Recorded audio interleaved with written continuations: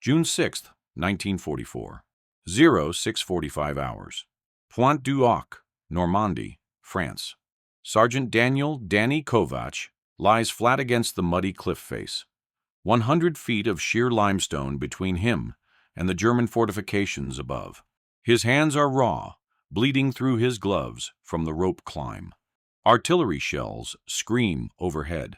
The naval bombardment is supposed to have destroyed the German positions. It hasn't.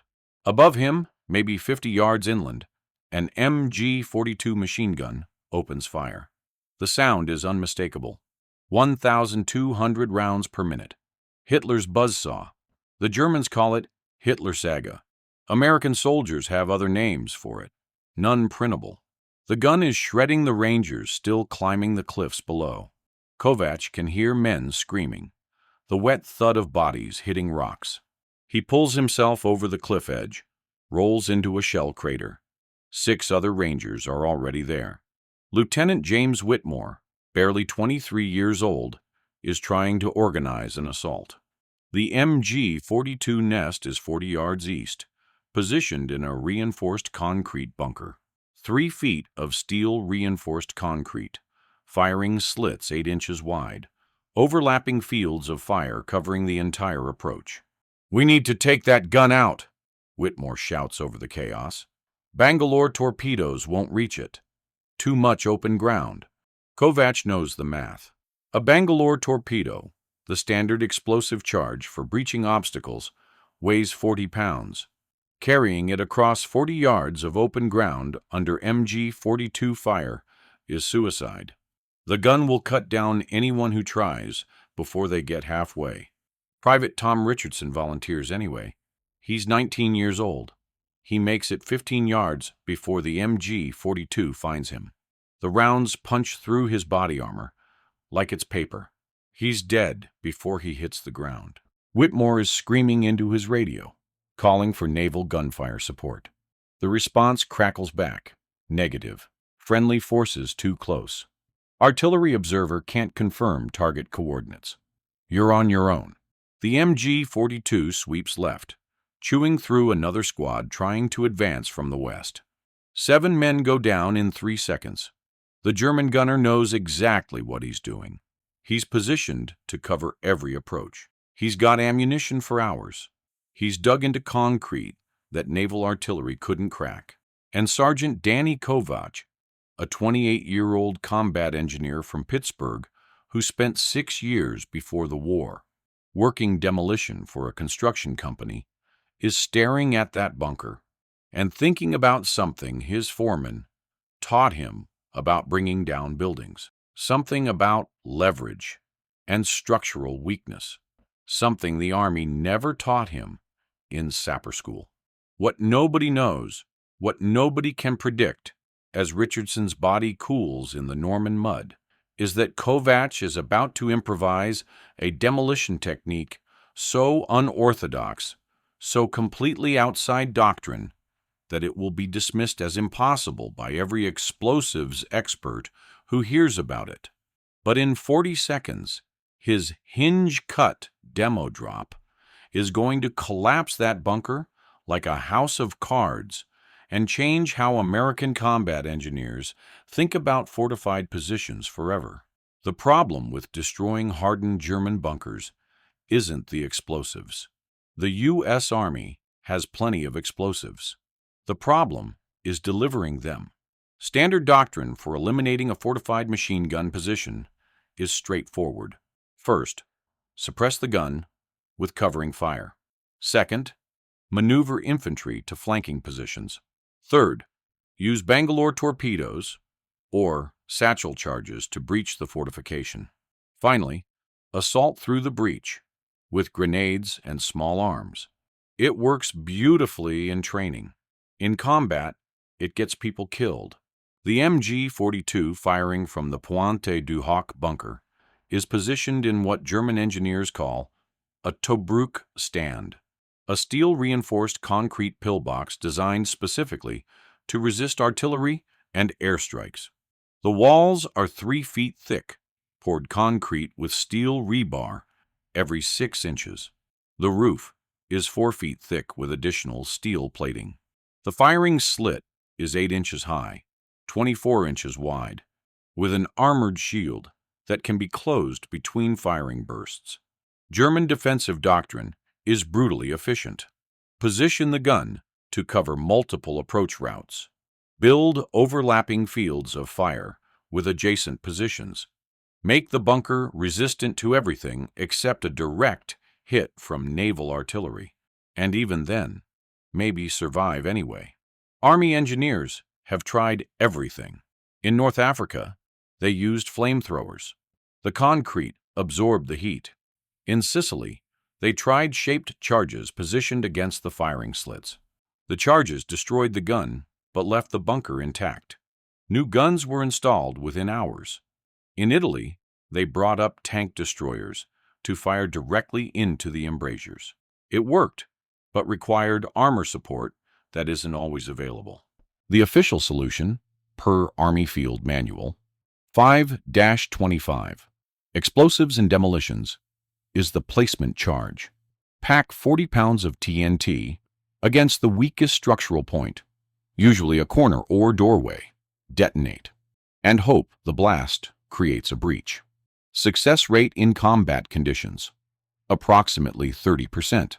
The problem is getting close enough to place the charge. At Pointe du Hoc, that's impossible. The bunker sits on elevated ground with 360-degree visibility. The approaches are open, no cover, swept by multiple machine gun positions. Even if a sapper could carry a 40-pound charge across that killing zone, which he can't, the Germans would see him coming and concentrate fire. Lieutenant Whitmore tries calling for an airstrike. The response is the same. Negative. Weather's too poor. Cloud cover at 800 feet. No visual confirmation of target. Close air support is grounded. He tries requesting armor support. The response? Negative. Tanks are still on the beach. Roads are cratered. No mechanized support available for at least 3 hours. Whitmore looks at his remaining Rangers. 14 men. 2 are wounded. The rest are pinned down in shell craters, unable to advance, unable to retreat. Every few minutes, the MG-42 traverses their position, forcing them to stay flat. Men are starting to panic. Some are talking about withdrawing back to the cliff edge. That's when Kovatch crawls over to Whitmore. "Lieutenant, I got an idea. Unless your idea involves a battleship, I don't want to hear it. I can drop a charge on that bunker from above." Whitmore stares at him. "From above? Sergeant, that roof is 4 feet of reinforced concrete. A satchel charge on top won't even crack it. I'm not talking about blowing through the roof. I'm talking about cutting it loose." "Cutting it loose? What the hell does that mean?" Kovatch pulls out a stub of pencil and sketches on the back of a ration box. The bunker's roof is massive, right? Probably weighs 5 to 6 tons. That weight sits on the walls. The walls are strong because they're under compression. But if I cut the wall at one corner, make a notch cut like we do in demo work, the roof becomes an off-center load. The whole structure pivots on the weakened corner like a hinge. The roof torques, the walls crack, and the whole thing pancakes. Whitmore looks at the sketch. "You want to collapse the bunker by cutting one corner? It's how we drop buildings in Pittsburgh. You don't need to destroy the whole structure. You just need to destroy the right part. Create a hinge point, and gravity does the rest." "Sergeant, you're talking about precision demolition. We're in the middle of a combat zone. You can't calculate load vectors and shear stress under machine gun fire." "I don't need to calculate. I can see how it's built. That bunker's a cube. Cut one bottom corner at a 45-degree angle, and the roof's weight becomes asymmetric. The structure fails along the weakened plane. It's basic engineering." Whitmore looks at the bunker, then back at Kovatch. "You sound insane." "Probably, but we need that gun out. And I don't see another option. How do you get the charge to the corner without getting killed?" "I don't walk there. I crawl through the drainage ditch that runs behind the bunker. Germans didn't clear it because they figured nobody would be crazy enough to use it. I low crawl 60 yards, place a shaped charge at the base of the back left corner, set a 30-second fuse, and get out. That ditch is 2 feet deep and full of mud. I grew up crawling through Pittsburgh construction sites. I can do 2 feet. If they spot you, you're dead. If we sit here, we're all dead. That gun's got ammunition for hours. Sooner or later, they'll call in mortars and drop them in these craters. We need to move now. Whitmore is silent for a long moment. He's thinking about Richardson, dead at 19 years old. He's thinking about the men pinned down, unable to advance. He's thinking about the mission. Pointe du Hoc has to be secured. The coastal road has to be cut. If this position isn't taken, German reinforcements will reach Omaha Beach. How much explosive do you need? Whitmore finally asks. 20 pounds of composition C, shaped into a directional charge. I'll rig it myself. You have 20 pounds of Comp C? Kovatch grins. I've been carrying it since we hit the beach. Nobody asked why my pack weighs 60 pounds. Whitmore stares at him. You've been hauling 20 pounds of high explosive up a rope cliff under artillery fire. Would have been a waste to leave it on the boat. You're certifiably insane. That's why they made me a combat engineer, sir. Sergeant Danny Kovac shouldn't be at Pointe du Hoc. He shouldn't even be in the Rangers. Born March 12, 1916, in Pittsburgh's Polish Hill neighborhood, Danny Kovac grows up in the shadow of the steel mills. His father works blast furnaces at Jones and Laughlin Steel. His older brother works the same shift. Danny's expected to follow them into the mills, but he hates it. The heat, the noise, the mind-numbing repetition. At 16, he drops out of high school and talks his way into a job with McCloskey and Sons Construction, a demolition company that tears down old buildings to make room for new developments. The work is dangerous. Buildings that have stood for 50 years need to come down safely in dense urban areas. You can't just blow them up. You have to understand how they're built, where the load-bearing walls are, how the weight distributes. Kovach's boss, a gruff Irish foreman named Patrick McCloskey, teaches him the fundamentals. Every building stands up because of balance, McCloskey explains. The weight pushes down, the foundation pushes up, and everything stays put. Your job is to find the point where if you remove material, the balance fails. Then gravity does your work for you. They call it hinge cutting in the demo business. You don't demolish a building by destroying it uniformly. You weaken it at specific points, create a controlled failure, and let physics handle the rest. Cut a notch at the base of a support column at the right angle, and the building pivots on that notch like a hinge. The upper floors collapse downward and inward, falling into the building's own footprint. Kovatch learns to calculate load vectors in his head. He learns to read blueprints, to identify structural weaknesses, to place charges where they'll do the most damage with the least explosive. By age 20, he's one of McCloskey's best demo men. He can drop a 4-story building with 50 pounds of dynamite placed in exactly the right locations. When the war starts, Kovatch enlists in the Army Corps of Engineers. He's 25 years old, older than most recruits, but his demo experience gets him into combat engineer training at Fort Belvoir, Virginia. The Army teaches him military demolitions, which are completely different from civilian demo work. Military demolitions aren't about precision. They're about destruction. You don't calculate minimum charges. You overcharge everything. If the manual says 10 pounds will destroy a bridge, you use 20 pounds to be sure. Speed and certainty matter more than efficiency. Kovatch thinks this is wasteful and stupid, but he's not in charge. He learns the Army way. Bangalore torpedoes for wire obstacles, satchel charges for bunkers, TNT blocks for bridges. Everything is brute force. But he never forgets what McCloskey taught him. Every structure has a weak point. Find it, exploit it, and you don't need brute force.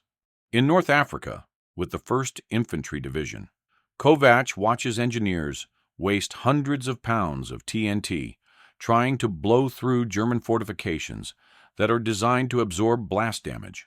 In Sicily, he sees sappers killed trying to place charges against bunkers in open terrain. In Italy, he starts experimenting with his own techniques, using smaller, precisely placed charges to achieve results that require massive demolition efforts using standard doctrine. His commanders don't like it. You're deviating from doctrine, Sergeant. Follow the manual. But his results are undeniable.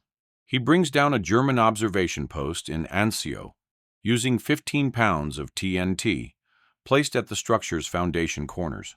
The manual method would have required 80 pounds placed against the walls. He collapses a bridge north of Rome by cutting 2 support pylons instead of destroying the entire span. Saves 3 days of work and 200 pounds of explosives. By June 1944, Kovatch has a reputation. He's the guy who can blow things up with half the explosives anyone else would use. When the Rangers need combat engineers for the Pointe du Hoc mission, someone recommends Kovac. He's older, experienced, and most importantly, he thinks differently than standard engineers. Colonel James Rudder, commanding the 2nd Ranger Battalion, interviews him personally. Sergeant, I'm told you don't follow standard demo procedures. I follow procedures that work, sir. The manual exists for a reason. The manual exists because it's written by people who want to make sure nothing goes wrong. I'm more interested in making sure things go right. Rudder stares at him for a long moment. You're a pain in the ass, aren't you? Yes, sir, but I get results. Fine, you're in. But if you get my Rangers killed with your unconventional methods, I'll personally shoot you. Fair enough, sir. Now Kovatch is at Pointe du Hoc with an MG-42 killing Rangers and a lieutenant asking him if he's insane. He probably is. But he's also the only one with a plan that might work. 0655 hours. Kovatch straps the composition C charge to his back. 20 pounds of high explosive, shaped into a wedge configuration. He's wrapped it in canvas to protect it from mud and water. The detonator is a standard time delay fuse, 30 seconds, mechanical striker, simple and reliable. Lieutenant Whitmore briefs the remaining Rangers. When Kovatch blows that bunker, we assault through the breach. No hesitation. The Germans will be stunned for maybe 10 seconds. That's our window. Private Eddie Wilkins, a 20-year-old from Texas, raises his hand. Lieutenant, what if the bunker doesn't collapse? Then we're in the same situation we're in now, except Kovatch is dead, and we're down a sapper. That's not real encouraging, sir. I'm not here to encourage you, Private. I'm here to take this goddamn position. Kovatch checks his gear one last time. Charge secure, fuse accessible. Knife strapped to his leg in case he needs to cut his way through obstacles. Pistol holstered, though if he needs to use it, he's already dead. Sir, Kovatch says to Whitmore, when you hear the explosion, count to 5, then move. The roof will collapse first, then the walls will crack. You'll see dust, probably some smoke. That's your signal. What if it doesn't work the way you think?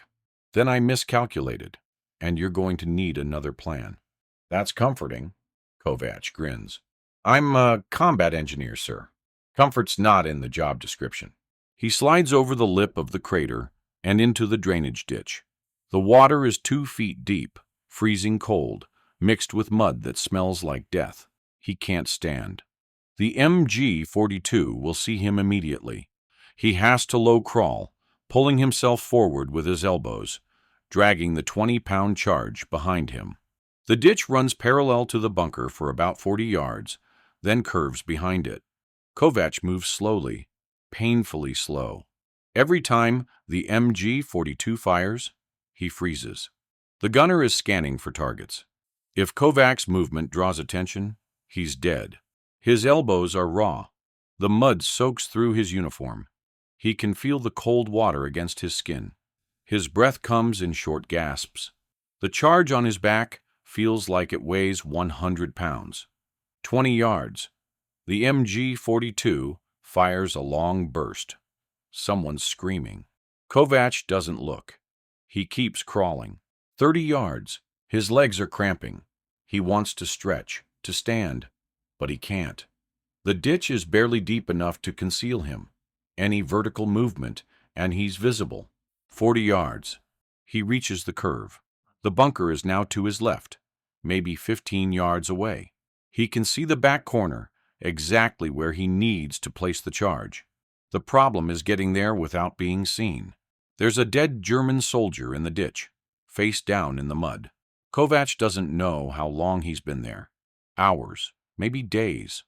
The body is bloated, the uniform rotting. Kovatch crawls past him, trying not to breathe. 50 yards. The bunker is 10 yards away. He can hear voices inside. German voices, shouting coordinates, calling for more ammunition.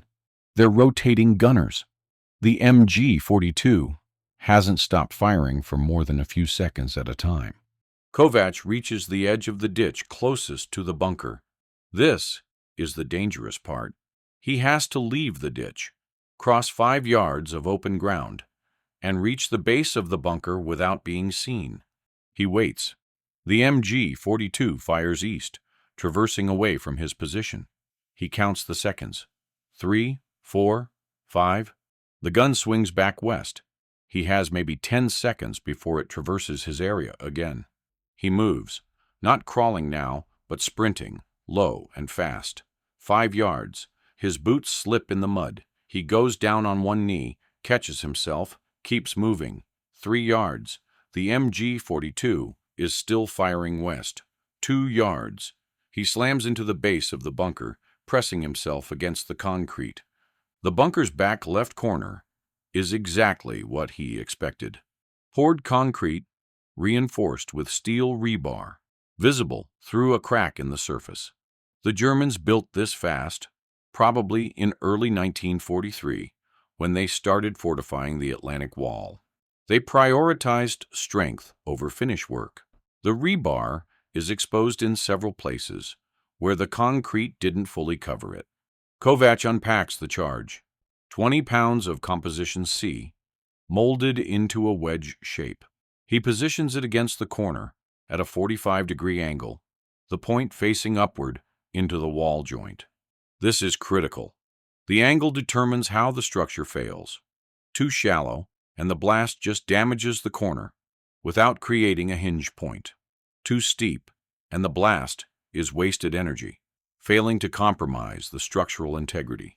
He uses wire to secure the charge against the rebar. The explosive is pliable, almost like clay. He shapes it with his hands, ensuring maximum contact with the concrete. The shaped charge will focus the blast inward, cutting through the rebar and concrete simultaneously. Inside the bunker, someone's shouting, "Mehr Munition! Schnell!"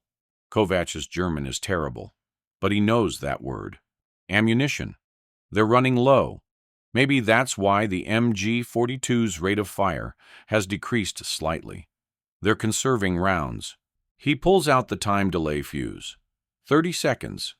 Once he activates it, he has half a minute to get clear, but he needs to position it correctly. The fuse has to be inserted into the charge at the apex of the wedge, where the blast will propagate most effectively. His hands are shaking. Not from fear, though he's terrified. From cold. The water in the ditch was near freezing. His fingers are numb. He fumbles with the fuse, nearly drops it. Focus, he tells himself. This is just demo work. Same as dropping a building in Pittsburgh. Calculate the hinge point. Place the charge. Get clear. He inserts the fuse. It clicks into place. 30 seconds. All he has to do is pull the striker. Inside the bunker, the MG-42 stops firing. Kovatch freezes. Why did it stop? Are they changing gunners? Reloading? Did they hear something? A voice calls out in German. Where is da? Who's there?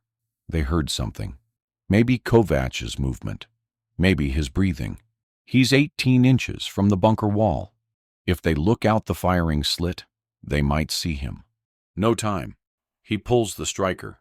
The fuse activates with a soft click. 30 seconds. Kovatch runs. Not toward the ditch. Too far. He sprints along the base of the bunker, heading for the shell crater where Whitmore and the Rangers are waiting. 20 yards of open ground under potential machine gun fire. His boots pound mud. His lungs burn. The charge on his back is gone, but he feels like he's carrying twice the weight. 15 yards.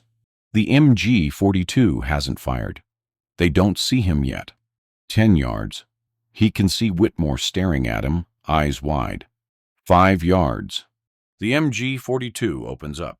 Not at Kovatch. At something else. Maybe they still haven't seen him. Maybe they're firing at a different target. He doesn't look back. 3 yards. He dives into the crater, slamming into the mud. Fire in the hole! He screams. The Rangers press themselves flat.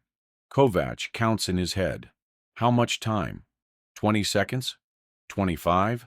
The explosion is nothing like he expected. It's not a massive blast. It's a sharp crack, like a tree branch breaking. The shaped charge cuts through the concrete and rebar in a fraction of a second, creating a notch at the base of the corner. For maybe 2 seconds, nothing happens. The bunker stands intact. Kovatch thinks he miscalculated. Maybe the roof isn't heavy enough. Maybe the walls are stronger than he thought. Then the roof shifts. Just an inch, maybe 2. The left side drops slightly as the weight redistributes. The weakened corner can't support the load anymore. The bunker is pivoting on the cut point, exactly like Kovatch planned. The concrete screams. That's the only word for it. A grinding, shrieking sound as thousands of pounds of steel-reinforced concrete torque against itself. The walls crack. Not small cracks, but massive fractures that run from the damaged corner up to the roof line. The roof tilts. It happens slowly, almost gracefully. The entire 4-foot-thick concrete slab pivots on the weakened corner like a door on a hinge. The right side lifts. The left side drops. Inside the bunker, men are screaming. The MG-42 fires a wild burst, tracers shooting into the sky as the gun mount tips sideways. The German gunner is trying to understand what's happening. The floor is tilting. The walls are cracking. The ceiling is coming down. The roof collapses inward. 6 tons of concrete dropping 8 feet, crushing everything beneath it. The walls buckle under the asymmetric load. The right wall cracks in 3 places and folds like cardboard. The left wall, already compromised by Kovatch's charge, disintegrates. The entire bunker pancakes in less than 5 seconds. The roof slams down on the interior. The walls collapse outward. A cloud of dust and pulverized concrete explodes in all directions. Then silence. The MG-42 has stopped firing. Not because the crew stopped shooting, because the gun is buried under 6 tons of concrete. Lieutenant Whitmore stares at the collapsed bunker. Holy Mother of God! Kovatch is breathing hard, his heart hammering. Told you it would work. You collapsed a 4-foot-thick concrete bunker with 20 pounds of explosives. Didn't collapse it. Made it collapse itself. There's a difference. Whitmore looks at him like he's seeing a ghost. That was the most insane thing I've ever seen. And it actually worked. Most insane things do, sir. That's why they're insane. The Rangers assault through the rubble. 3 German soldiers crawl out of the wreckage, hands raised, covered in concrete dust, bleeding from a dozen cuts. They're not trying to fight. They're trying to survive. The Rangers secure them. The MG-42 is buried. The barrel is bent. The receiver is crushed. The ammunition boxes are scattered. most of them ruptured by the falling concrete. Even if the Germans wanted to recover the gun, it's beyond repair. Kovatch walks to the collapsed bunker and examines the corner where he placed the charge. The cut is clean, a 45-degree notch through the concrete and rebar. The structure failed exactly as he predicted. The roof's weight created a torque moment on the weakened corner, and the entire bunker folded along that failure line. Private Wilkins approaches, shaking his head. "Sarge, where'd you learn to do that?" "Pittsburgh. We drop buildings the same way." "They teach you that in the Army?" "Hell no. Army teaches you to use 10 times more explosives than you need. This is just physics." Word spreads fast. By 0800 hours, Rangers across Pointe du Hoc are talking about the engineer who collapsed a bunker with a hinge cut. By 0900 hours, commanders are asking how Kovatch did it. By 1000 hours, engineers from other units are requesting demonstrations. Colonel Rudder personally inspects the collapsed bunker. He walks around the rubble, examining the corner where Kovatch placed the charge. He measures the angle of the cut. He looks at the way the roof collapsed inward. "Sergeant Kovac," Rudder says quietly, "this is the most efficient demolition I've seen in 3 years of combat." "Thank you, sir. Where's the documentation for this technique?" "There isn't any, sir. I improvised it." "You improvised it? Just now, in the middle of combat?" "Yes, sir. It's based on civilian demo techniques. We used to drop buildings in Pittsburgh the same way." Rudder is silent for a long moment. "Sergeant, I'm going to need you to write down exactly how you did this. Diagrams, calculations, everything. Because we're going to have engineers asking questions, and I want answers." "Sir, I'm not sure I can explain it in technical terms. It's kind of intuitive." "Then make it not intuitive. Because if this technique can bring down bunkers with 20 pounds of explosives instead of 80, we're going to use it everywhere." Over the next 3 days, Kovatch trains 14 combat engineers in the hinge cut demo technique. He uses intact German bunkers captured during the Normandy advance. The process is simple. Identify the structural corner that supports the most weight. Calculate a 45-degree cut angle. Place a shaped charge at the base. Detonate, and let gravity do the work. Not everyone gets it right. Lieutenant Robert Marsh from the 37th Engineer Battalion tries the technique on a bunker near Carentan. He miscalculates the angle, places the charge too shallow. The explosion damages the corner, but doesn't create a clean hinge point. The bunker cracks, but doesn't collapse. Kovatch examines the failure. "You cut at 30 degrees, not 45. The blast energy propagated along the wall instead of into the support structure. Try again, steeper angle." Marsh's second attempt works perfectly. The bunker collapses in 4 seconds, exactly like Kovatch's demonstration at Pointe du Hoc. By June 20th, 1944, every combat engineer company in Normandy has at least 2 sappers trained in Kovatch's technique. By July, the method is being used across the European theater. Engineers call it the Kovatch cut, or sometimes the hinge drop. The Army Corps of Engineers sends a technical evaluation team to interview Kovatch. They want to incorporate his technique into official doctrine. The team includes 2 captains and a major, all of them educated engineers with degrees from places like West Point and MIT. Major Donald Richardson leads the interview. "Sergeant Kovatch, we need to understand the engineering principles behind your demolition technique. It's a hinge cut, sir. You weaken one corner, and the structure pivots on that weakness." "Yes, but how did you calculate the load vectors? What formulas did you use to determine the optimal charge placement?" "I didn't use formulas. I looked at the bunker and figured out where the weight was." Richardson exchanges glances with the captains. "Sergeant, precision demolition requires mathematical analysis. You must have performed some calculations." "I did them in my head, sir." I've been doing demo work for 12 years. After a while, you don't need to write down the math. Can you explain your thought process? Kovatch tries. He describes how he evaluated the bunker's dimensions, estimated the roof's weight, identified the corner that would create the most effective hinge point.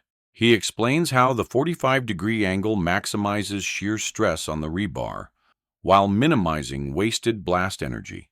The engineers take notes frantically. They ask questions about concrete compression strength, tensile stress on steel reinforcement, blast propagation through heterogeneous materials. Kovatch answers some questions, admits he doesn't know the technical terms for others. Finally, Richardson says, "Sergeant, what you've developed is a practical application of structural engineering principles that typically require years of education to understand. How did you learn this?" "I dropped buildings in Pittsburgh for 6 years. You do something enough times, you figure out what works." That's not a scientific methodology. No, sir, but it gets results. Richardson writes something in his notebook. The Army is going to want to formalize this. We'll need technical manuals, training programs, standardized procedures. You're going to make it complicated, aren't you, sir? We're going to make it official. Same thing. The Army Corps of Engineers publishes Technical Manual TM 5-222, Supplement 4, in August 1944. The title, Precision Demolition of Reinforced Concrete, Structures Using Asymmetric Loading Principles. It's 47 pages long, filled with diagrams, formulas, and calculations. Kovatch reads it once and laughs. They took a 5-minute technique and turned it into a college course. But the results are undeniable. Between June 1944 and May 1945, American combat engineers used Kovatch's hinge cut technique to destroy over 840 German fortifications across France, Belgium, and Germany. The average explosive charge required 22 pounds. The average charge using standard doctrine, 85 pounds. The math is brutal. Kovatch's technique saves approximately 50,000 pounds of explosives, 25 tons. More importantly, it saves time. A standard bunker demolition requires 30 to 45 minutes. A hinge cut takes 10 to 15 minutes. In combat, that time difference saves lives. German defenders notice. A captured Wehrmacht engineer, Hauptmann Klaus Becker, is interrogated by Allied intelligence in September 1944. The Americans have changed their demolition tactics. They no longer use massive charges against our bunkers. They use small, precisely placed explosives that cause structural collapse. Our fortifications are designed to resist blast damage, not asymmetric loading. We have no defense against this technique. Another captured German officer, Oberst Heinrich Müller, writes in his diary, "The American engineers have become frighteningly efficient. They study our bunkers, identify weaknesses, and destroy them with minimal effort. Our Atlantic Wall fortifications, which we believed impregnable, fall in minutes. Morale among defensive units is deteriorating." Post-war analysis by the U.S. Strategic Bombing Survey examines the effectiveness of various demolition techniques. The findings: Kovatch's hinge cut technique reduced the average time to eliminate fortified positions by 62%, reduced explosive requirements by 74%, and reduced engineer casualties by 48% compared to standard assault methods. That last statistic is the most important. 48% fewer casualties. Before Kovatch's technique, combat engineers had a 23% casualty rate during bunker demolition operations. After widespread adoption of the hinge cut, that rate dropped to 12%. In raw numbers, Kovatch's technique saved approximately 420 American engineer lives during the European campaign. 420 men who came home because they didn't have to carry massive charges across open ground under machine gun fire. September 1945. Sergeant Danny Kovac musters out of the Army at Fort Dix, New Jersey. He's 29 years old. He has 3 Purple Hearts, 1 Bronze Star, and a reputation as the best combat engineer in the European theater. The Army offers him a promotion to warrant officer if he'll stay in and help train the next generation of sappers. He declines. "I've blown up enough things for a lifetime." He returns to Pittsburgh, goes back to work for McCloskey and Sons Construction. His old boss, Patrick McCloskey, is 68 now, mostly retired, but still comes to the office to manage paperwork. "Danny," McCloskey says when Kovatch walks in, "I heard you die.